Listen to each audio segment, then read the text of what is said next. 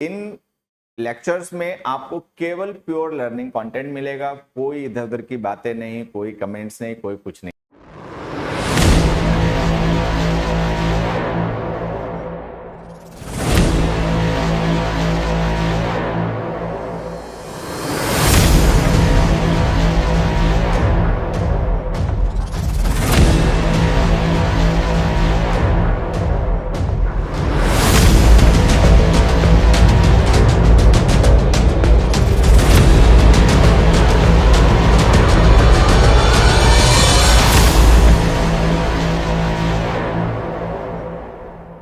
Hello dear learners, अगर आप SSC exam जैसे कि सीजीएल, सीपीओ, सीएचएसएल, एमटीएस की तैयारी कर रहे हैं और इंग्लिश में और अच्छी अपनी तैयारी करना चाहते हैं, बेहतर करना चाहते हैं इंग्लिश में अपने स्कोर को, उसके लिए आपको चिंता है। तो आपकी इस चिंता को दूर करने के लिए, आपकी तैयारी में आपकी मदद करने के लिए हम लेकर आ रहे हैं एसएससी अभिनय मैथ्स यूट्यूब चैनल पर इंग्लिश का एक रिकॉर्डेड बैच, जिसमें आपका ग्रामर, रीडिंग कॉम्प्रिहेंशन और वोकैब इन सबकी तैयारी करवाई जाएगी। अच्छी बात है कि इन लेक्चर्स में आपको केवल प्योर लर्निंग कंटेंट मिलेगा, कोई इधर उधर की बातें नहीं, कोई कमेंट्स नहीं, कोई कुछ नहीं, जिससे कि आपके टाइम का मैक्सिमम यूटिलाइजेशन हो और कम समय में आप फोकस के साथ में अच्छी तैयारी कर पाए, अच्छा सीख पाए, जिससे कि आपके सिलेक्शन का सपना इस बार ही पूरा हो। तो ये क्लासेस आपको मिलेंगी रोज सुबह 9 बजे।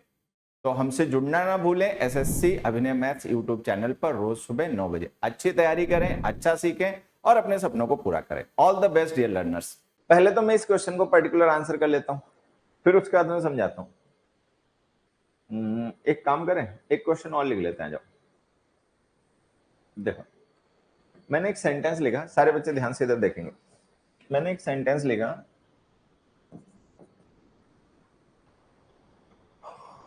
Newspaper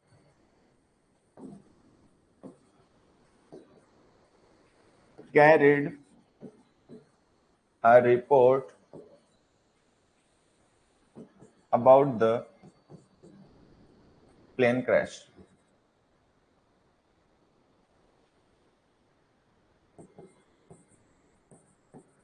Umbrella is of no use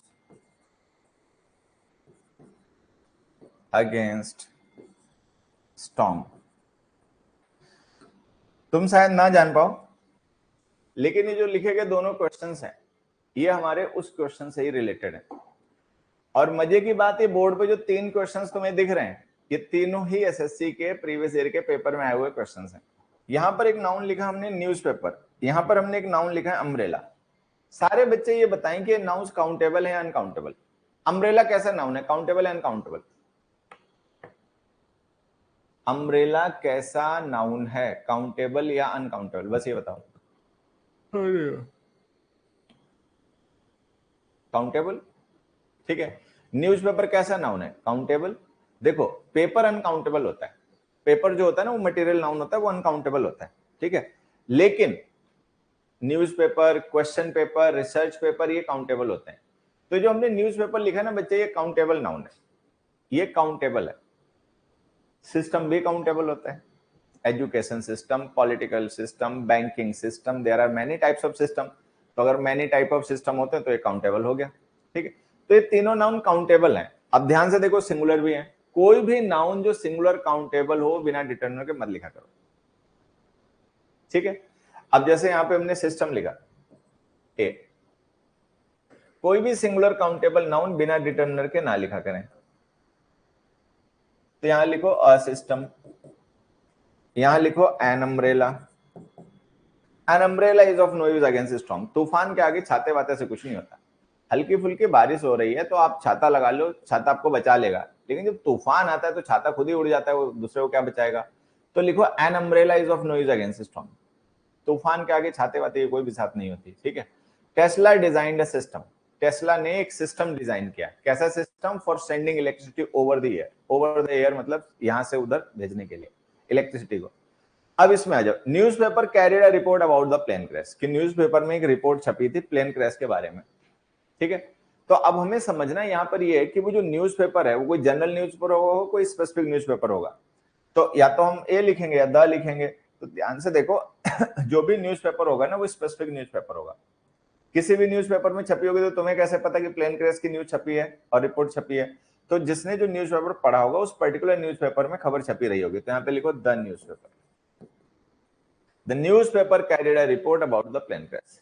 ये हमारा आंसर हो गया। ठीक, तो यहां से हमने क्या सीखा? कोई भी सिंगुलर काउंटेबल नाउन बिना डिटर्मिनर के ना लिखें। ठीक, ये पेपर में आने वाला बड़ा concept, he has food friends and family. He has food friends and family.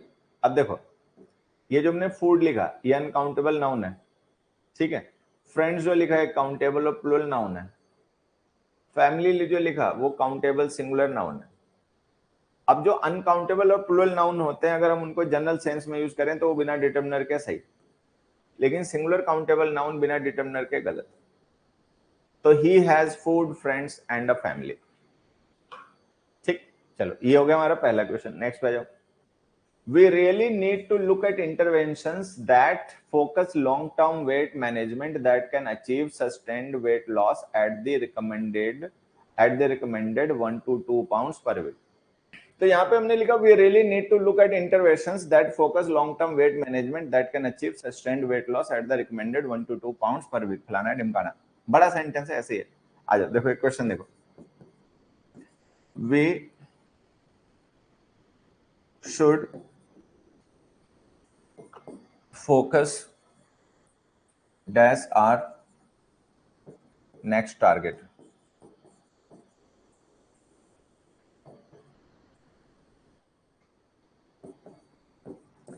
He focused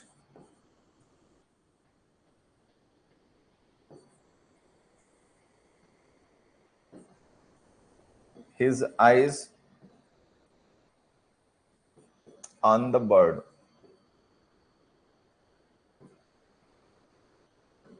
अब देखो ये जो दो हमने यहां पर एग्जांपल्स लिखे हैं इनसे सारे बच्चे एक बार समझें, ठीक है।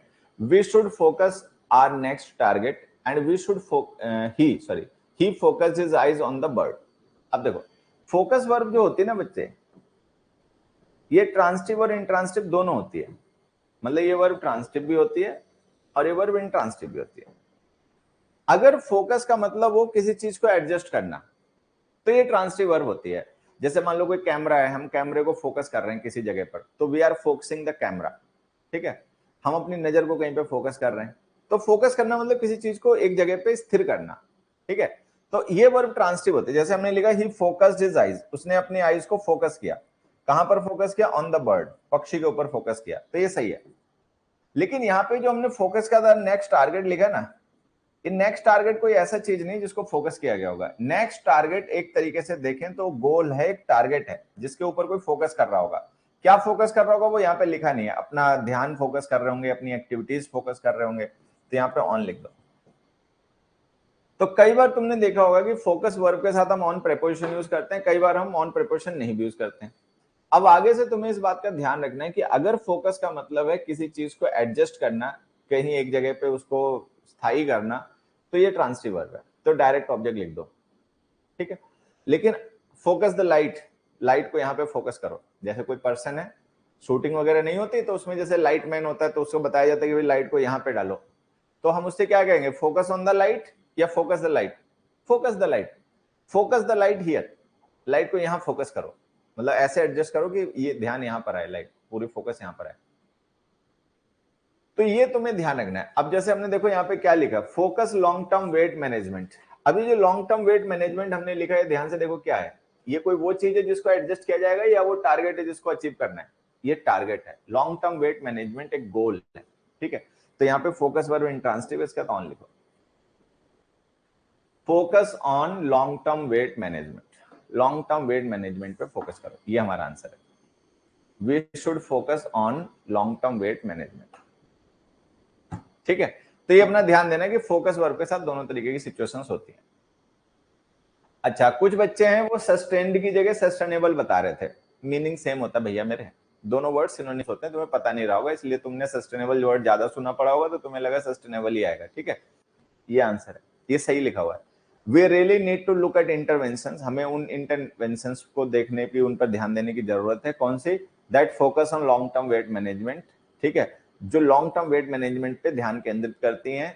कैसा long term weight management? That can achieve sustained weight loss, जो एक सस्टेन्ड वेट लॉस को अचीव कर सकता है, मतलब ऐसा वेट लॉस की जो स्थायी रहे, ऐसा नहीं कि एकदम से वेट लॉस कम हुआ लेकिन फिर बाद में बढ़ गया, ऐसा ना हो, सस्टेन्ड करे। सस्टेन्ड का मतलब वेट लॉस हुआ है तो वेट लॉस कम रहे, फिर वेट एकदम से बढ़े ना। At the recommended 1 to 2 pound per week, और ऐसा ना अचानक से वेट बहुत कम हो जाए, जो रिकमेंडेड है 1 से 2 पाउंड हर हफ्ते, इतना वेट जो कम हो, ठीक है, तो वो आंसर सही हो। अगला क्वेश्चन देखो, असल में होता है क्या, मैं बता देता हूं। देखो डिमांड के साथ में होता है क्या, जो पर्सन डिमांड कर रहा है अगर हमें उसको लिखना है डिमांड के बाद में तो ऑफ लिखा करो, ऐसे ओरली सुन लेना, बाकी अपने नोट्स वोट बनाओगे, पेन रजिस्टर लेके बैठो तो जहां तो लिख लेना। जैसे हमने लिखा the demand of the students, the demand of the students का मतलब स्टूडेंट्स की मांग, जो स्टूडेंट्स ने डिमांड की वो। डिमांड फॉर मनी, पैसे के लिए मांग। तो यहां पे देखो डिमांड ऑफ और डिमांड फॉर दोनों सही होते हैं। डिफरेंस क्या रखना है कि जिसने डिमांड की अगर हमें उसको मेंशन करना है तो हम लिखेंगे of, the demand of the citizen, ठीक है, the demand of the kid. अब फॉर का मतलब किस चीज के लिए डिमांड की गई, demand for protection, demand for safety, demand for water, ऐसे। तो ये ध्यान रहेगा। उसके आगे की बात देखो, फिर उसके आगे देखते हैं। तो डिमांड फॉर वो लिखा वो सही है बच्चे, the growing demand for cotton, cotton के लिए बढ़ती हुई मांग। तो कॉटन ने अगर कोई चीज की मांग की हो तो ऑफ, अदरवाइज हमें पता है ऐसे नहीं तो सही है। अगला देखो, the industrial revolution in Britain induced, ठीक है, southern planters in America to grow more cotton. कहानी समझ में आ रही है? क्या हुआ कि जो बढ़ती हुई डिमांड थी कॉटन की, ठीक है, उसने क्या किया, इस पर का मतलब एकदम से तेज कर दिया, चिंगारी दे दी किस चीज को, the industrial revolution in Britain, ठीक है, उससे ब्रिटेन में एक इंडस्ट्रियल रेवोल्यूशन शुरुआत हो गई, ठीक है, and induced southern planters in America, और अमेरिका में जो सदर्न प्लांटर्स थे, ठीक है, जो कॉटन प्लांट करने वाले किसान थे, उनको क्या हुआ, टू ग्रो मोर कॉटन, और उनको ललचाया। इंड्यूस करना मतलब ललचाना। देखो इंड्यूस का मतलब क्या होता है, इंड्यूस का मतलब होता है किसी को प्रलोभित करना, अट्रैक्ट करना, डिविच करना, चार्म करना, ललचाना, यही होता है ना इंड्यूस का मतलब। तो जैसे वहां पे इंडस्ट्रियल रेवोल्यूशन है मेरे इंग्लैंड में आ गया, किस वजह से, कॉटन की बढ़ती हुई डिमांड की वजह से। तो उससे क्या हुआ, जो प्लांटर्स थे जो कॉटन उगाया करते थे नॉर्थ अमेरिका में, ठीक है, वो ललचा गए। किस लिए ललचा गए, और ज्यादा कॉटन उगाने के लिए, ठीक है। चलो अब जब सारी बातें समझ में आ जाए तो यहां देखो, ये जो हमने इंड्यूसिंग लिखा है बच्चे एंड के बाद जोड़ के, ये वर्ब है, ठीक है। अब हमें डिसाइड करना है ये मेन वर्ब है या कैसी वर्ब है। तो ध्यान से देखो, ये मेन वर्ब तो हो नहीं सकती, क्योंकि अगर ये मेन वर्ब होती तो फिर वर्ब की आईएनजी फॉर्म बिना हेल्पिंग वर्ब के नहीं आती, ठीक है। कोई भी मेन वर्ब आईएनजी फॉर्म में, मेन वर्ब की बात कर रहा हूं मैं, बिना हेल्पिंग वर्ब के नहीं आती। तो अगर हम इंड्यूसिंग को बिना मेन वर्ब के लिख रहे हैं, बिना हेल्पिंग वर्ब के लिख रहे हैं, तो हमें इसे मेन वर्ब नहीं मानना चाहिए, हमें इसे पार्टिसिपल मानना चाहिए। लेकिन अगर हम इसे पार्टिसिपल मान लेंगे तो पार्टिसिपल्स को तो जोड़ने के लिए कंजंक्शन की जरूरत होती नहीं है, तो हमें ये कंजंक्शन एंड नहीं लिखना चाहिए। तो या तो हम एंड हटाएं और ऐसे लिखें, the growing demand for cotton spurred the industrial revolution in Britain inducing southern planters in America to grow more cotton. तो या तो हम यहां से एंड हटा दें, ये तो सही हो जाएगा, या फिर अगर हम एंड लिख रहे हैं तो हम इसको मेन वर्ब बनाएं। अब मेन वर्ब बनाएंगे तो हमें क्या करना पड़ेगा, ध्यान से देखो, यहां पर एक वर्ब हमने पहले से लिख रखी है पास्ट इंडेफिनिट टेंस में, ये वर्ब 1 है। एंड के साथ अगर हम जोड़ रहे हैं तो वर्ब 2 हो गई, वो पास्ट इंडेफिनिट टेंस में लिखी गई है तो इसको भी पास्ट इंडेफिनिट टेंस में लिख दो, इंड्यूस्ड। तो इसको ऐसे लिख दो, the growing demand for cotton, जो कॉटन की बढ़ती हुई डिमांड थी, उसने क्या किया, दो काम किए। एक काम तो उसने ये किया, इस पर the industrial revolution in Britain, Britain में इंडस्ट्रियल रेवोल्यूशन बढ़ा दिया। और क्या किया, induced southern planters in America, America के जो सदर्न प्लांटर्स थे उनको ललचाया, ठीक है, प्रलोभित किया, किस चीज के लिए, टू ग्रो कॉटन, और ज्यादा कॉटन उगाने के लिए। तो या तो इंड्यूस्ड लिख दो तो सही है, या एंड हटा दो, इंड्यूसिंग लिखा रहने दो तो भी सही है, ठीक है, दोनों तरीके सही है। मेन वर्ब आईएनजी फॉर्म में बिना हेल्पिंग वर्ब के नहीं आती, सारे बच्चे ध्यान रखेंगे। अगले क्वेश्चन पे आ जाओ। In the ideal 21st century classroom, children are actually excited about going to school and there is little or no discipline problems because everyone is eager to learn. बहुत अच्छा क्वेश्चन है। हाँ, या तो एंड हटा दो तो सही है, इंड्यूसिंग रहने दो, या फिर एंड लिखोगे तो उसको इंड्यूस कर लो। चलो भाई सारे लोग आंसर बताने की कोशिश करो। अब देखो यहां पे सारे बच्चे समझना, ये जो क्वेश्चन हमने लिखा है ना, नाउन है, ठीक है। कंफ्यूजन भी नाउन है, क्वेश्चंस प्लूरल नाउन है, काउंटेबल, कंफ्यूजन अनकाउंटेबल नाउन है, सिंगुलर, ठीक है। अब हमने इस नाउन के लिए दो डिटर्मिनर्स हैं वो एंड से जोड़कर लिखे हैं, और से सॉरी, नो और फ्यू। अब नो जो होता है वो काउंटेबल अनकाउंटेबल किसी भी डिटर्मिनर के साथ, सिंगुलर प्लूरल किसी भी नाउन के साथ यूज होता है। तो नो का यूज तो हम क्वेश्चंस के या कंफ्यूजन में से किसी के साथ भी कर सकते हैं, ठीक है, एक बात हो गई। लेकिन ये जो हमने लिटिल लिखा है ये तो अनकाउंटेबल नाउन के साथ यूज नहीं होता, सॉरी काउंटेबल नाउन के साथ यूज नहीं होता, तो इसकी जगह हमें लिखना पड़ेगा फ्यू। लिटिल जो होता है वो अनकाउंटेबल नाउन के साथ यूज नहीं होता, फ्यू अनकाउंटेबल नाउन के साथ यूज नहीं होता, तो यहां लिखना पड़ेगा लिटिल। तो यहां पर हमें लिखना पड़ेगा लिटिल और नो कंफ्यूजन, फ्यू और नो क्वेश्चंस। बात समझ में आई? तो जो नो है बच्चे वो हम काउंटेबल, देखो सारे बच्चे ध्यान देंगे, जैसे नो है, ऑल है, एनफ है, हाफ है, सम है, एनी है, एटसेट्रा। ये ऐसे डिटर्मिनर्स हैं जिनका यूज हम काउंटेबल अनकाउंटेबल सिंगुलर प्लूरल सबके साथ कर सकते हैं, किसी भी तरीके के नाउन के साथ में कर सकते हैं। No, all, enough, half, some, any, etcetera. A lot of लिख लो इसमें, नहीं इतने रहना। तो इनका यूज हम काउंटेबल अनकाउंटेबल सिंगुलर प्लूरल किसी के साथ भी कर सकते हैं। तो हम नो का यूज क्वेश्चंस के साथ भी कर सकते हैं, नो का यूज कंफ्यूजन के साथ भी कर सकते हैं, लेकिन फ्यू का यूज तो हम अनकाउंटेबल नाउन के साथ नहीं कर सकते, तो यहाँ पे फ्यू हटा के लिटिल लिखो। लिटिल का यूज प्लूरल के साथ नहीं कर सकते तो फ्यू लिखो, तो या तो लिखो फ्यू और नो क्वेश्चंस या लिखो लिटिल और नो कंफ्यूजन, ऐसे से हो जाएगा। अब उस क्वेश्चन पे जाओ ध्यान से।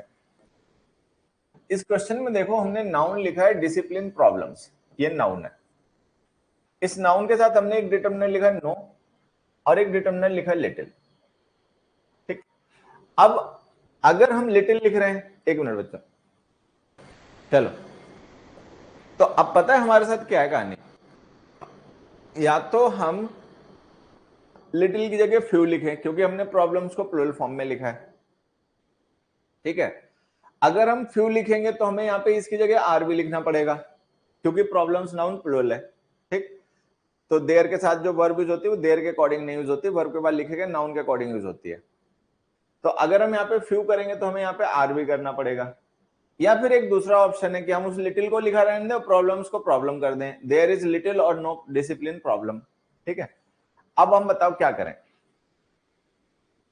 या तो प्रॉब्लम करो, समझ में आया जो मैं दो ऑप्शन दे रहा हूं, ध्यान से समझना, या तो प्रॉब्लम्स की जगह प्रॉब्लम करो, ठीक है, या फिर लिटिल की जगह फ्यू करो। अगर फ्यू करोगे तो फिर इसकी जगह आर भी लिखना पड़ेगा, ठीक है। अब बताओ क्या करोगे, बताओ। या तो देखो होता क्या ना, प्रॉब्लम को हम जनरल सेंस में प्रॉब्लम भी लिख सकते हैं, जैसे प्रॉब्लम जो नाउन होता है अगर हम उसको जनरल सेंस में रेफर करें ना तो हम उसको सिंगुलर भी लिख सकते हैं, अनकाउंटेबल भी होता है वो, ठीक है। लेकिन जब हम प्रॉब्लम किसी एक पर्टिकुलर थिंग को कहते हैं तो फिर वो काउंटेबल हो जाता है। तो हम इसको दोनों तरीके से सही कर सकते हैं, ठीक। तो जब दोनों तरीके से सही कर सकते हैं तो करेक्शन कर दो बाद वाला, तो लिख दो देयर इज लिटिल और नो डिसिप्लिनरी प्रॉब्लम, कोई प्रॉब्लम नहीं है डिसिप्लिन की या कोई भी ऐसी कोई प्रॉब्लम नहीं, तो बाद वाला करेक्शन। प्रॉब्लम काउंटेबल तब है जब आप किसी एक पर्टिकुलर चीज को प्रॉब्लम कहते हो, your friend is a problem, ठीक है, your friend is a problem, तो इस सिचुएशन में काउंटेबल है। प्रॉब्लम को जब हम जनरल सेंस में रेफर करते हैं तो वो अनकाउंटेबल ही होता है बच्चे, ठीक है। तो ये हमारा आंसर है। Haemophilia, a blood clotting disorder, can be passed about the maternal line within families. Men are more likely to develop it while women are usually carriers. हाँ, discipline noun, problem noun, compound noun हो गया। Discipline problem का मतलब problem of discipline, discipline problem का मतलब हो गया बच्चे प्रॉब्लम ऑफ डिसिप्लिन। चलो अब मैं इसको बताता हूं, ये जो पूरा सेंटेंस है ना इसको एक बार एब्स्ट्रैक्ट आइडिया इसका समझना है क्या लिखा हुआ है। हीमोफिलिया, अ ब्लड क्लॉटिंग डिसऑर्डर, हीमोफिलिया एक बीमारी है, ब्लड क्लॉटिंग डिसऑर्डर है कि थक के नहीं जमते खून में, ठीक है, ऐसे कुछ हो गया। Can be passed about the maternal line, माता की साइड से, मैटरनल लाइन का मतलब माँ की जो लीनिएज है उधर से, ये उधर से पास होती है परिवारों में, ठीक है। Men are more likely to develop it, ये हीमोफीलिया बीमारी जो होती है मोर लाइकली होती है किसको है, पुरुषों को, पुरुषों को ये बीमारी होती है। While women are usually carriers, और जो महिलाएं होती हैं वो इसकी वाहक होती हैं, उनको ये बीमारी होती कम है लेकिन उनकी वजह से आगे पहुंचती है, पहुंचाती वही है, मतलब मैटरनल साइड से बीमारी आगे बढ़ती है, ठीक। मैनी प्रॉब्लम्स बिल्कुल लिख सकते हैं बच्चे। अब यहाँ पे सारे बच्चे ध्यान देना, ये क्वेश्चन तुम्हें समझ में आ गया। अब इसका आंसर क्या होता है, इसका आंसर ये कि अबाउट की जगह डाउन लिखो। पास डाउन का मतलब किसी चीज का आगे बढ़ना, ट्रांसफर होना एक से दूसरे को, जैसे हैंड डाउन होता है ना वैसे हो गया पास डाउन। तो पास डाउन का मतलब होता है कि एक पीढ़ी से दूसरी पीढ़ी पे आना। ये तो बहुत सिंपल होता है समझना, आप इसको ऐसे समझ सकते हो। मान लो कोई बीमारी जो है, ठीक है, आपके ग्रैंडफादर को थी, जेनेटिक, ग्रैंडफादर से फिर वो आपके लीनिएज में नीचे आ गई, आपके फादर को हो गई, फादर से आप में हो गई, आपसे आपके बच्चों में हो गई, नहीं होता कोई ऐसी जेनेटिक टाइप की। तो ये देखो क्या हो रहा है, ये बीमारी पास डाउन हो रही है। पास का मतलब गुजरना, पास होना हमसे दूसरे में, और डाउन का मतलब नीचे की तरफ, ऊपर की तरफ तो जा नहीं सकती, बच्चों से पेरेंट्स में, पेरेंट्स से ग्रैंड पेरेंट्स में, ऐसा तो होता नहीं है, ठीक है। नहीं, पास थ्रू नहीं होता, पास थ्रू नहीं, पास डाउन। ये समझ में नहीं आ रही वो लाइन सीधी, वो बात समझ में नहीं आ रही कि ऊपर से नीचे की तरफ, जनरेशन टू जनरेशन। तो ये ध्यान रखना, इसका तो आंसर है पास down.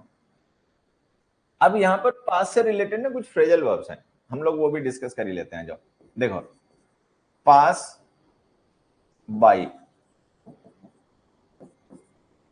Pass off, pass over, pass out, pass away, pass on. ये पास वर्ब के ना कुछ फ्रेजल वर्ब्स हैं।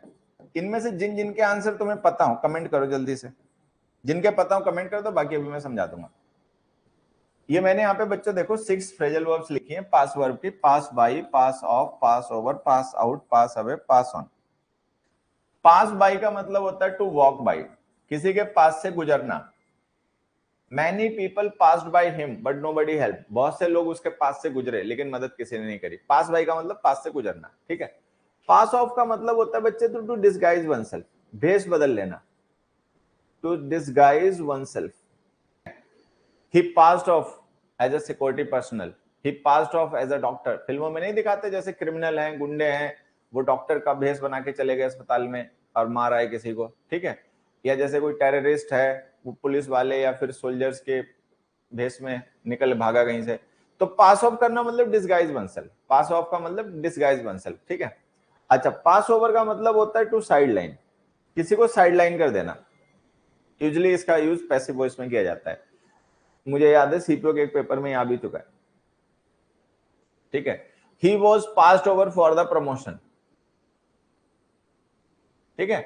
हाँ, ये मीडिया का जैसे अपहरण मूवी है ना, उसमें देखो जर्नलिस्ट बन के जाता है, क्या नाम, अजय देवगन। तो पास ओवर का मतलब होता है साइड लाइन कर देना। एसएससी सीपीओ के पेपर में एक बार क्वेश्चन आया था जो मैं तुम लोगों को बताने जा रहा हूं, ध्यान से सुनना। He was passed over for the promotion, he resigned as he was passed over for the promotion. He was passed over for the promotion का he was sidelined for the promotion, कि promotion के लिए उसको sideline कर दिया गया। sideline कर देने का मतलब है कि किसी दूसरे पर्सन को इसकी जगह पे प्रमोशन मिल गया, मतलब इसको sideline कर दिया, इसको प्रमोशन नहीं दिया। तो ये पास ओवर का मतलब होता है। पास आउट का मतलब होता है टू फेंट, बेहोश हो जाना बच्चे। पास आउट का मतलब होता है टू लूज कॉन्शियसनेस, जैसे कोई बहुत ज्यादा गर्मी है, ठीक है, तो गर्मी में बहुत देर खेलते रहने से कोई बेहोश हो गया, गिर पड़ा, या किसी को चक्कर आ गया, बेहोश हो गया, ठीक है, इस वजह से। तो इसको पास आउट करना कहते हैं। बाकी एक पास आउट का मतलब तुम लोग भी जानते होगे, to complete one's course successfully, अपने कोर्स को सक्सेसफुली पूरा कर लेना, उसको भी पास आउट ही कहते हैं, ठीक है। पास अवे का मतलब होता है टू डाई, गुजर जाना, मर जाना, ठीक है। He passed away at an early age. Pass out नहीं, पास ऑन, पास ऑन का मतलब होता है टू ट्रांसफर, टू गिव, कोई चीज जो आपके पास है वो किसी दूसरे को ट्रांसफर कर देना या उसको दे देना। Please pass on the salt. ठीक, तो ये कुछ फ्रेजल वर्ब्स हैं, इनका अपना ध्यान रखना। अगले पे आ जाओ। Genetic influx from Central Asia in the Bronze Age was strongly male-driven, consistent with the patriarchal society, social structure attributing to the Indo-European pastoralist society. Genetic influx, ठीक है। देखो दो वर्ड होते हैं, अगर तुम लोगों ने पढ़ा होगा। एक वर्ड होता है एक्सोडस, कोई बच्चे इनका मतलब बताए। एक वर्ड होता है एक्सोडस, एक वर्ड होता है इनफ्लक्स। कोई भी बच्चा इन वर्ड्स के मीनिंग बताए, अगर किसी को पता है ना कि क्या मतलब होता है एक्सोडस का और क्या मतलब होता है इनफ्लक्स का। लार्ज नंबर में, बड़ी संख्या में एक जगह से दूसरी जगह लोगों का निकलना, ठीक है, इसको एक्सोडस कहते हैं। जैसे सीरिया वगैरह हो गया, जिन देशों में हमेशा मतलब वायलेंस होता रहता है ना, तो वहां पे लोग क्या करते हैं, बड़ी संख्या में जगह छोड़ के चले जाते हैं, इसको कहते हैं एक्सोडस। एक्स का मतलब बाहर, तो वो वहां से चले गए, एक्स को एक्सोडस कहते हैं। और इनफ्लक्स उसका एंटोनिम हो गया। इनफ्लक्स का मतलब आना हो गया, ठीक है। तो इनफ्लक्स का मतलब हो गया बड़ी संख्या में कहीं से लोगों का आना, और एक्सोडस का मतलब हो गया बड़ी संख्या में निकलना। ये ध्यान रखना, पेपर में वोकैब पार्ट में कई बार ये वर्ड काम आ जाएंगे आपके, ठीक है। तो हमने लिखा genetic influx from central Asia, ठीक है, in the bronze age was strongly male driven. कि जो जेनेटिक इनफ्लक्स हुआ सेंट्रल एशिया से, जो ब्रॉन्ज एज में ज्यादातर लोग जो यहाँ आए अपने इलाके में, ठीक है, वो मेल ड्रिवन था, ठीक है, मतलब उसमें पुरुष ज्यादा थे। Consistent with the patriarchal social structure, जो बिल्कुल कंसिस्टेंट था, समानांतर था। किस चीज का समानांतर था? पैट्रियार्कल सोशल स्ट्रक्चर, पितृसत्तात्मक सामाजिक संरचना। उस समय की सामाजिक संरचना क्या थी उन लोगों की? पितृसत्तात्मक, मतलब पिता जो था वो हेड ऑफ फैमिली हुआ करता था, माता हेड ऑफ फैमिली नहीं होती थी, पिता हेड ऑफ फैमिली हुआ करता था, ठीक है। चलो, तो उसके बाद में क्या आ गया? Considering the patriarchal social structure attributing to the Indo European pastoralist society. और जो इंडो यूरोपियन जो चरवाहा सोसाइटी थी, पैस्टरलिस्ट सोसाइटी थी, जो लोग चरवाहा टाइप के थे, जो घूमते रहते थे, ठिकाना नहीं होता था, पशु पालते थे और उनके साथ ही साथ में घूमते रहते थे, ठीक है, ये बिल्कुल उसको मतलब समर्पित है। तो यहाँ पे हमने एट्रीब्यूटिंग एक वर्ब यूज किया, ठीक है। एट्रीब्यूटिंग जो है ना प्रेजेंट पार्टिसिपल है, ये प्रेजेंट पार्टिसिपल है। और इसका यूज हमने किसके लिए किया है? इससे पहले बताए गए स्टेटमेंट के लिए। ये जो हमने पहले स्टेटमेंट बताया ना, इस पूरे स्टेटमेंट के लिए हमने ये पार्टिसिपल फ्रेज यूज किया है। अब एट्रीब्यूट करने का मतलब होता है किसी एक चीज को किसी दूसरी चीज पे आरोपित कर देना, उसके ऊपर उसको लगा देना, ठीक है। अब यहाँ पे जो पहले लिखा गया स्टेटमेंट है, ये एट्रीब्यूट कर रहा है या इसको एट्रीब्यूट किया जा रहा है? ये जो पहले बताया गया स्टेटमेंट है कि जो लोगों का आना हुआ सेंट्रल एशिया से ब्रॉन्ज एज में बहुत ज्यादा, वो मेल ड्रिवन था, जो कि वहां के पैट्रियार्कल सोशल स्ट्रक्चर के अकॉर्डिंग था। कंसिस्टेंट विद का मतलब अकॉर्डिंग टू, उसके समान था। अब ये जो है इसको हम एट्रीब्यूट कर रहे हैं, इसको हम रिलेट कर रहे हैं। किससे रिलेट कर रहे हैं? इंडो यूरोपियन पैस्टरलिस्ट है। जो इंडो यूरोपियन पैस्टरलिस्ट सोसाइटी हुआ करती थी वो भी ऐसी थी, वो भी मेल ड्रिवन थी, वो भी पैट्रियार्कल सोसाइटी हुआ करती थी। तो यहां पर हम एट्रीब्यूट कर रहे हैं उनके इस इन्फ्लक्स को इंडो यूरोपियन पैस्टरलिस्ट सोसाइटी पे। उनका आना जो है वो एट्रीब्यूट नहीं कर रहे हैं। एट्रीब्यूट करना मतलब कोई एक चीज है किसी दूसरी चीज के ऊपर उसको निर्धारित कर देना, उससे उसको रिलेट करके उसके ऊपर आरोपित कर देना, ये मतलब होता है एट्रीब्यूट का। तो एट्रीब्यूट यहाँ पे वो स्टेटमेंट नहीं कर रहा है, एट्रीब्यूट उस स्टेटमेंट को किया जा रहा है इंडो यूरोपियन पैस्टरलिस्ट सोसाइटी से। तो हमें पास्ट पार्टिसिपल लिखना पड़ेगा। पास्ट पार्टिसिपल होता है attributed, attributed to the Indo European pastoralist society. जो इंडो यूरोपियन पैस्टरलिस्ट सोसाइटी थी वो भी ऐसी ही, तो उन्हीं का गुण उनमें भी था कि वो लोग जो वहां से आए वो भी इंडो यूरोपियन ही थे। अब वो भी मतलब, एक मिनट, ये एट्रीब्यूटेड कलर अच्छा नहीं दिख रहा, दूसरे कलर से लिख देता हूं। तो इसमें पास्ट पार्टिसिपल लिखो, attributed to the Indo European pastoralist society, जिसको एट्रीब्यूट किया जाता है इंडो यूरोपियन पैस्टरलिस्ट सोसाइटी से। जो इंडो यूरोपियन पैस्टरलिस्ट सोसाइटी थी वो भी पैट्रियार्कल सोसाइटी हुआ करती थी। तो जो मिडिल ईस्ट सेंट्रल एशिया से जो लोग आए उस समय, वो भी उसी टाइप के थे। चलो ये हो गया। A historian envisions a future in which humans cannot be able to survive at all if they do not remain connected. एक हिस्टोरियन ने ऐसा फ्यूचर एनविजन किया। एनविजन करना मतलब पहले से पूर्वाभास कर लेना, मतलब पूर्व आभास किसी चीज का हो जाना कि आने वाले समय में क्या हो सकता है, उसको पहले से एनविजन कर लेना। ठीक है, एक हिस्टोरियन ने ऐसा फ्यूचर एनविजन किया है जिसमें ह्यूमंस जो है वो सरवाइव नहीं कर पाएंगे। ठीक है, if they do not remain connected, अगर वो कनेक्टेड ना रहे तो। ठीक है, आंसर बताओ। एक क्वेश्चन देखें सारे बच्चे, हमने एक क्वेश्चन लिखा, we can not be able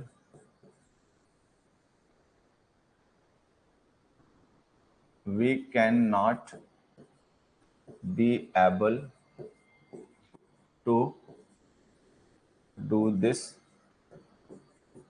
task, we cannot do this task tomorrow। दोनों गलत, दोनों सही नहीं है, दोनों गलत है। तो तुम लोग क्या बेवकूफी दे रहे हो। देखो यहाँ पर एक चीज समझना बच्चों, ये जो कैन नॉट हम लिख रहे हैं ना और एबल लिख रहे हैं, ये एक साथ नहीं आ सकते। ठीक है, होता क्या है बच्चे, ये जो कैन मॉडल है ये एबिलिटी का मॉडल होता है और ये एबल एडजेक्टिव भी एबिलिटी शो करता है, तो दोनों को एक साथ में यूज नहीं करना चाहिए। ऑल्टरनेटिव होते हैं ना, या तो ये यूज करो या वो यूज करो, दोनों एक साथ नहीं यूज करना चाहिए। तो या तो हम लिखें we are not able to do this task, या तो हम लिखें we are not able to do this task, या तो ये लिखो कि we are not able to do this task, या लिखो we can not do this task, ऐसे लिखो। तो या तो लिखो we can not do this task या लिखो we are not able to do this task, तो ये सही हो जाएगा। ठीक, तो अब ये सही हो गया। दूसरा ऑप्शन में बता रहा हूं वो समझ में आ रहा है ना, या तो लिख दो we are not able to do this task. अब इसमें आ जाओ, यहां पर हमने कैन नॉट लिखा, एबल लिखा ही नहीं, लेकिन ध्यान से देखो ये फ्यूचर लिखा। अब जो बच्चे तुम में से जानते हैं ठीक है, जो नहीं जानते उनको हमेशा ध्यान रखना चाहिए कि जो कैन है ये क्या एक्सप्रेस करता है, एबिलिटी। ठीक है, एबिलिटी प्रेजेंट की एक्सप्रेस करता है, लेकिन ध्यान से देखो ये टाइम तो फ्यूचर लिखा हुआ है। ठीक, तो फ्यूचर की एबिलिटी कैन एक्सप्रेस नहीं करता, इसकी जगह विल बी एबल टू या शैल बी एबल टू का यूज क्या करो, तो यहाँ पे लिखो we will be able to. अच्छा, नॉट नेगेटिव है ना इसलिए, तो लिखो we will not be able to.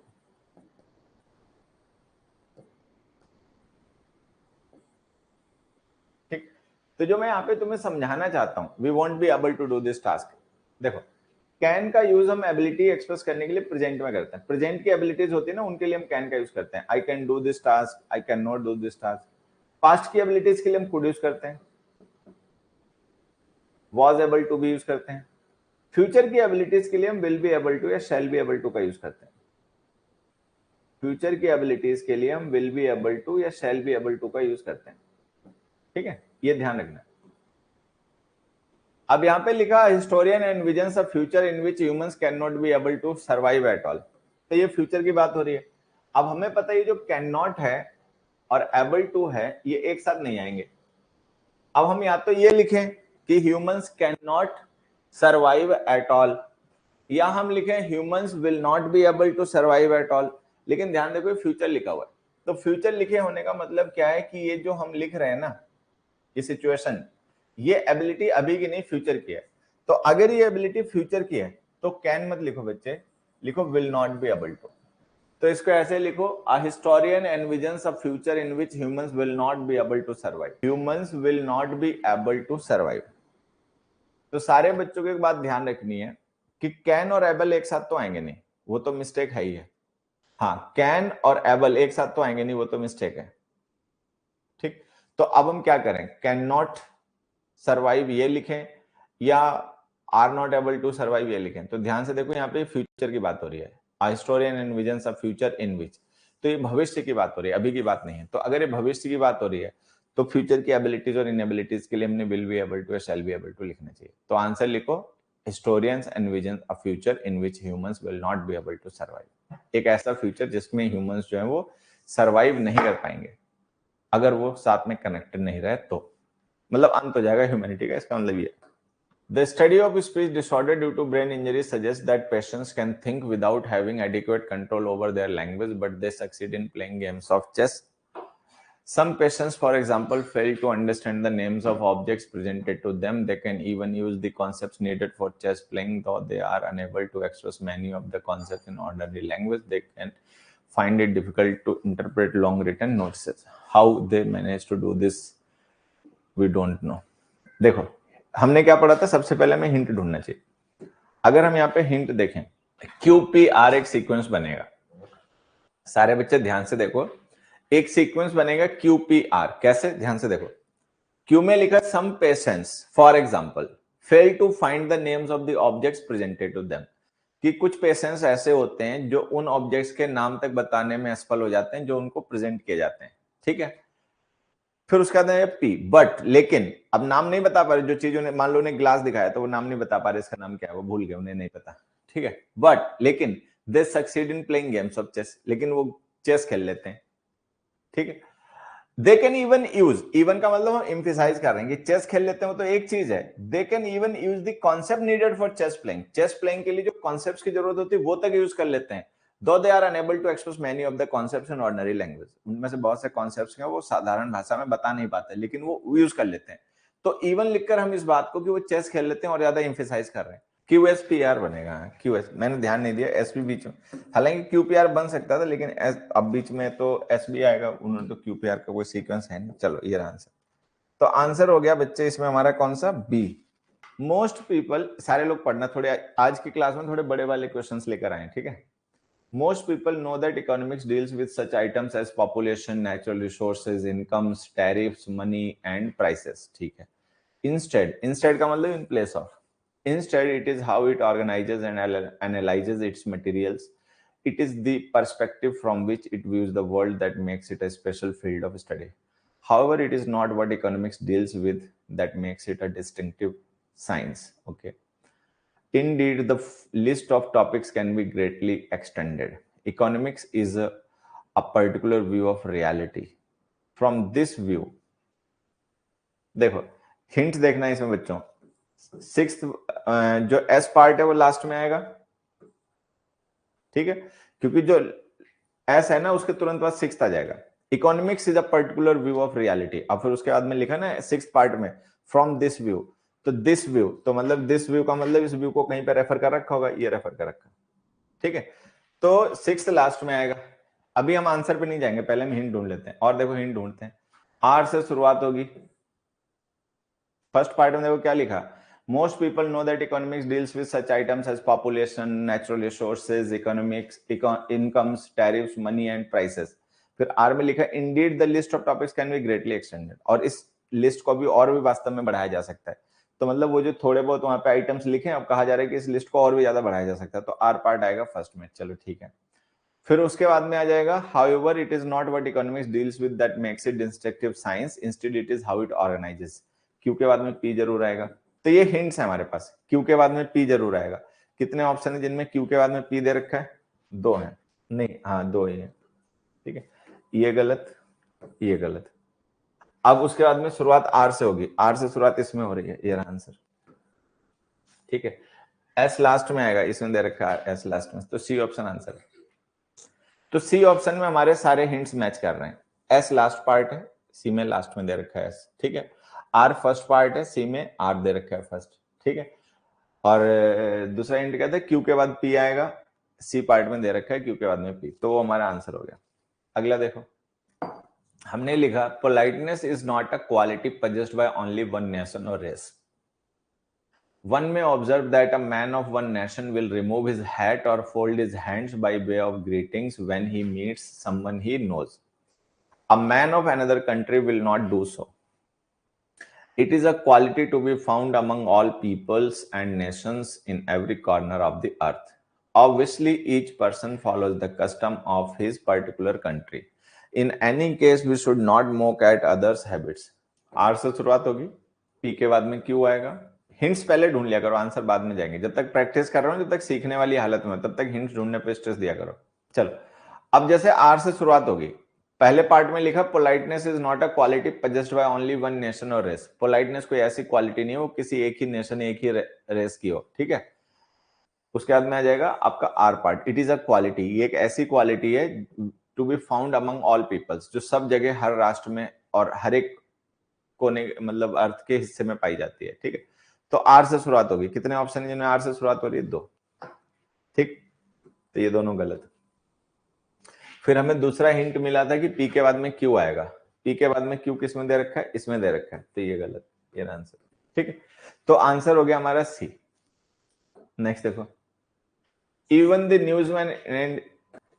न्यूज़मैन and spectators were not spared. मतलब जो न्यूज़मैन थे, ठीक है, मतलब जो मीडिया लोग थे वो, और जो स्पेक्टेटर्स थे, दर्शक थे, वो भी नहीं बचे। A home guard in the gallery was hit on the face. एक होम गार्ड था गैलरी में, उसके चेहरे पे मतलब मार पड़ी। They went only inches over the heads of newsman in the press gallery. 3 bludgeons which were hurled missed the mark। Bludgeons होता है ना, जैसे वो जो मुदगल हुआ करते थे पहलवानों में, अखाड़े जो अखाड़ा में जो पहलवान उठा के वर्जिश किया करते थे, ठीक है, उन्हें कहते हैं मुगदल, कहते हैं, क्या कहते हैं उन्हें, देख लेना। This made the scribes run helter skeletal. Scribes का मतलब जो मीडिया पर्सन थे, लिखने वाले, ठीक है, वो इधर उधर भागने लग गए। ही फेल डाउन हिज ब्लीडिंग आई बल्जिंग। ठीक है, देखो ये जो ही हमने लिखा है ना, ये प्रोनाउन है, ये किसके लिए यूज हो सकता है? इसका नाउन कहाँ मेंशन होगा? तो ध्यान से देखो, पी पार्ट में लिखा हुआ है, तो कहने का मतलब पी पार्ट लास्ट में आएगा।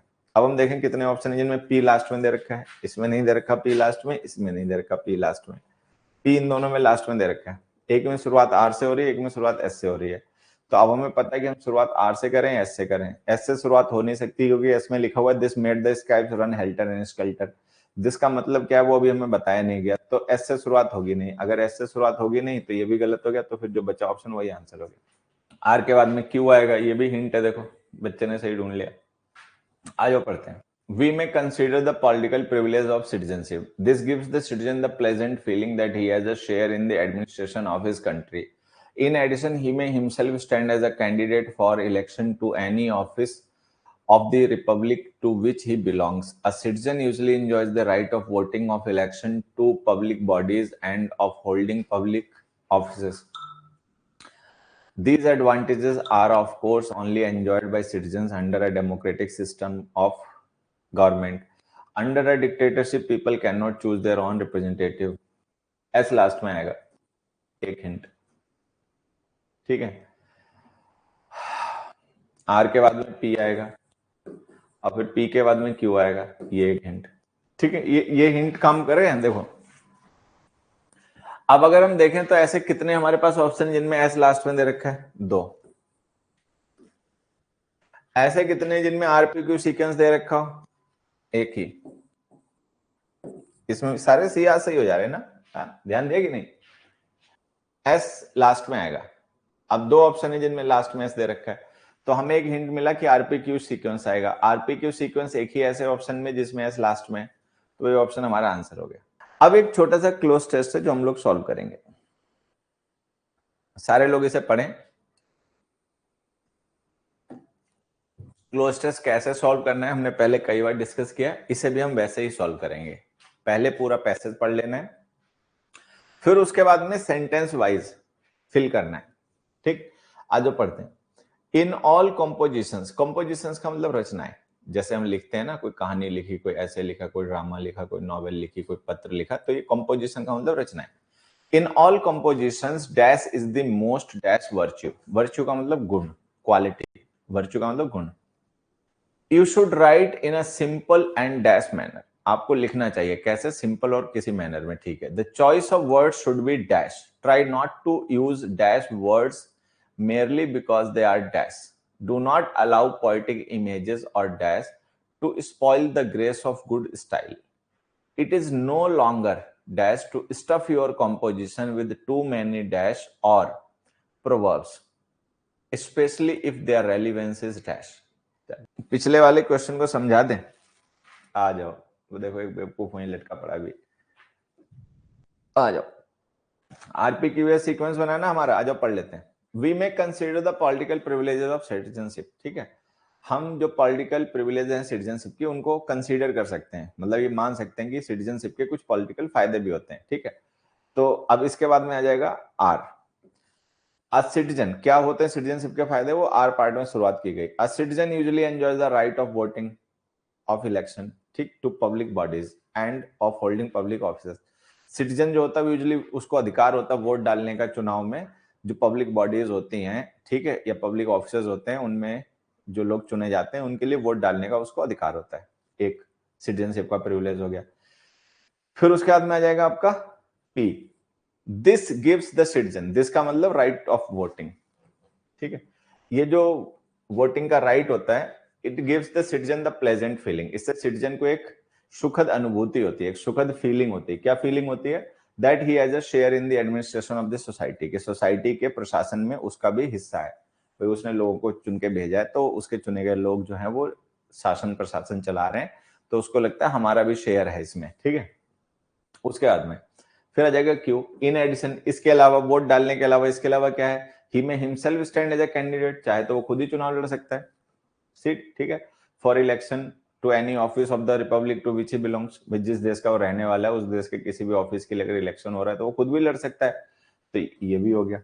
फिर उसके बाद ऐसा आ गया, these advantages are of course only enjoyed by the citizens under a democratic system of government, और ये सारी मतलब जो एडवांटेजेस हैं, ठीक है, ये एडवांटेजेस जो डेमोक्रेटिक कंट्रीज हैं जहां पर लोकतंत्र है वहीं पर ही है, जहां पर मोनार्की है, जहां पे डिक्टेटरशिप है, वहां पे ऐसा कुछ नहीं होता, ठीक है। तो ये जो आरपीक्यूएस है सही सीक्वेंस है। आ जाओ, अब इसको करो सभी लोग। In all compositions dash is the most dash virtue, you should write in a simple dash and all manner. चलो आंसर बताओ, पढ़ लिया? अब करें शुरू, आ जाओ। देखो सबसे पहला, in all compositions dash is the most dash virtue, flourish, simplicity, reserve, deserve. Reserve deserve जो होते हैं ये नाउन नहीं है, एडजेक्टिव है, ठीक है, वहां पे हमें नाउन की जरूरत है, तो हम लिखेंगे सिंप्लिसिटी। फ्लोरिश भी वर्ब है। सिंप्लिसिटी इज द, ठीक है, जो सादगी है, ठीक है, वो है क्या है, is the most dash virtue described, hidden, depicted, admired. Admired का मतलब जिसकी प्रशंसा की जाती है। मान लो आपने कोई ऐसे लिखा, तो जितना आप सिंपल शब्दों में लिखेंगे उतना ही उसको ज्यादा लोग पसंद करेंगे, एडमायर करेंगे, ठीक है। तो हम लिखेंगे इसमें admired. In all composition simplicity is the most admired virtue, ठीक। You should write in a simple and dash manner, आपको लिखना चाहिए कैसा लिखना, सिंपल। देखो सिंपल वर्ड यहाँ पे आ गया ना, तो इससे आप रिलेट कर सकते हो सिंप्लिसिटी को, ठीक है। You should write in a simple and dash manner, showy manner, दिखावटी मैनर, दिखावटी के लिए तो मना किया जा रहा है, ठीक है। स्ट्रेट फॉरवर्ड, ब्यूटीफुल, ऑर्नामेंटल, कैसे में लिखना चाहिए, तो मतलब लिखने का स्टाइल कैसा होना चाहिए, दिखावटी होना चाहिए, सुंदर होना चाहिए, सजावटी होना चाहिए, straight forward, candid. Straight forward का मतलब होता है candid, to the point, direct, जो बात आपको कहनी समझानी है, ठीक है, वो सीधे टू द पॉइंट डायरेक्ट होनी चाहिए, ठीक है। तो यहां पे आंसर आ जाएगा स्ट्रेट फॉरवर्ड, कि आपका लिखने का स्टाइल सिंपल होना चाहिए, ठीक है, और जो लिखने का स्टाइल है वो स्ट्रेट फॉरवर्ड होना चाहिए, सिंपल और स्ट्रेट फॉरवर्ड होना चाहिए। The choice of word should be dash, और जो चॉइस ऑफ वर्ड्स है वो कैसी होनी चाहिए, वर्ड्स कैसे चूज करने चाहिए, क्विक, डिस्क्रिमिनेटिंग, इजी, हैफाजार्ड, ठीक है। इजी, हैफाजार्ड का मतलब रैंडम, ठीक है, और डिस्क्रिमिनेटिंग का मतलब भेदभाव वाले, ठीक है। तो इसमें आ जाएगा इजी वर्ड्स यूज कीजिए, कोई डिफिकल्ट वर्ड्स नहीं यूज करने। Do not allow poetic images, और नहीं, the choice of word should be dash, words जो है वो इजी होने चाहिए जिससे जो पढ़े वो आपकी बात को पूरा समझ पाए। Try not to use dash words merely because, ऐसे वर्ड्स यूज करने की कोशिश ना करें। अब अगर हम इजी वर्ड्स यूज कर रहे हैं, ठीक है, तो फिर हमें कैसे वर्ड्स नहीं यूज करने चाहिए, grammar difficult, poetry short, difficult, difficult words ना यूज करें। केवल किस लिए, कई बार लोग होते हैं ना, किस लिए डिफिकल्ट वर्ड्स ना यूज करें, merely because they are dash, कि वो होते हैं, कैसे होते हैं, literary, clear, distinct, familiar. Literary, कई बार होते हैं ना साहित्यिक शब्द, तो लोग क्या करते हैं कि केवल लिटरेरी वर्ड्स वो होते हैं जो आम बोलचाल की भाषा में नहीं यूज होते हैं, साहित्य में आपको पढ़ने को मिलेंगे।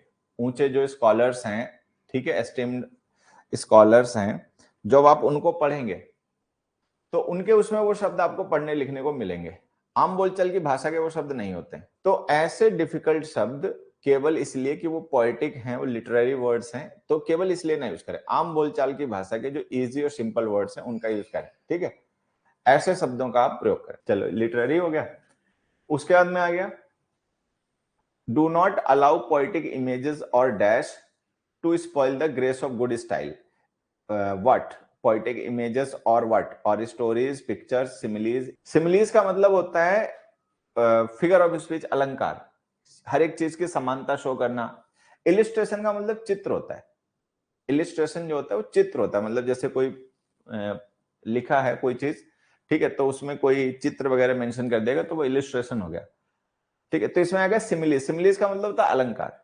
सिमिली एक काइंड का अलंकार होता है जिसमें हम समानता शो करते हैं दो चीजों की. ठीक है, तो बे मतलब कि सिमिलीज का यूज ना करें, अननेसेसरली सिमिलीज का यूज ना करें. ठीक है, to spoil the grace of good style. It is no longer dash to stuff your composition with too many dash. अब ये बिल्कुल भी फैशन में नहीं है. क्या फैशन में नहीं है? It is no longer dash to stuff your composition. Stuff का मतलब ठूंसना, किसी चीज में भरना किसी चीज को. टू स्टफ योर कॉम्पोजिशन, अपने कॉम्पोजिशन को स्टफ करना, अब नहीं है. क्या नहीं है? कॉमन नहीं है, फैशनेबल नहीं है, सिंपल नहीं है, अनकॉमन नहीं है. अब ये फैशनेबल नहीं है, मतलब ये आउट ऑफ फैशन हो गया. अब ये चलन में नहीं है कि आप बेमतलब में ठूंस रहे हो अपने कॉम्पोजिशन में. क्या ठूंस रहे हो? टू मैनी डैश और प्रोवर्ब्स, बहुत ज्यादा. क्या? डिस्टिंक्ट, क्लियर, डाउटफुल, नहीं sorry, authors, examples, quotations, philosophies. Quotations जैसे पहले लोग होते थे ना, एसेज वगैरह लिखते थे, ठीक है, तो बहुत ज्यादा कोटेशंस यूज करते. नहीं, फिलॉसफी नहीं, दर्शन की बात नहीं हो रही, कोटेशंस. कोटेशंस बहुत यूज होते थे. जैसे रिपोर्टेड स्पीच लगा लगा के दूसरों के हमने कोटेशंस की, भगवत गीता में भगवान ने ये कहा, जीसस ने ये कहा, ठीक है, ये फलाना ने ये कहा, डिमकाना ने ये कहा, आइंस्टाइन ने वो कहा. तो लोग अपनी बात को साबित करने के लिए दूसरों के कोटेशंस बहुत मेंशन करते थे. तो अब बताया जा रहा है कि that is no longer fashionable. अब ये फैशनेबल नहीं है, ये मतलब फैशन में नहीं है. It is no longer fashionable to stuff your composition with too many quotations और प्रोवर्ब्स. प्रोवर्ब्स भी एक तरीके से कोटेशंस ही होती हैं.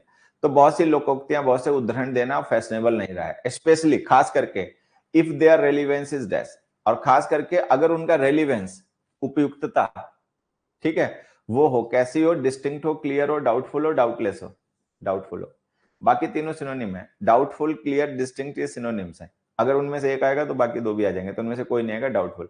खास करके अगर आप कोई ऐसी प्रोवर्ब या कोई ऐसा कोटेशन लिख रहे हो, ठीक है, जिसको लेकर आप खुद ही मतलब डाउट में हो कि ये यहाँ पे रेलिवेंट है, इसको यूज करने या नहीं है, तो उसको तो बिल्कुल ही मत यूज करो. तो जो बहुत ज्यादा कोटेशंस का यूज करना है, ठीक है, या प्रोवर्ब्स का यूज करना है, वो फैशनेबल नहीं रहा. आप इजी वर्ड्स का यूज करके सिंपल शब्दों में अपनी बात को टू द पॉइंट कहिए. उसमें बेमतलब ऐसे शब्दों का यूज जो डिफिकल्ट हैं लेकिन साहित्यिक हैं, उनका यूज मत कीजिए. ठीक है, और अब अपनी भाषा में बहुत ज्यादा कोटेशंस का यूज करना और प्रोवर्ब्स का यूज करना फैशनेबल नहीं रहा है. और खास करके अगर आप इस चीज को लेकर डाउटफुल हो कि ये यहाँ पे रेलिवेंट है कि नहीं जो मैं बात बोलने लिखने जा रहा हूँ, तो बिल्कुल भी ना करें. ठीक है.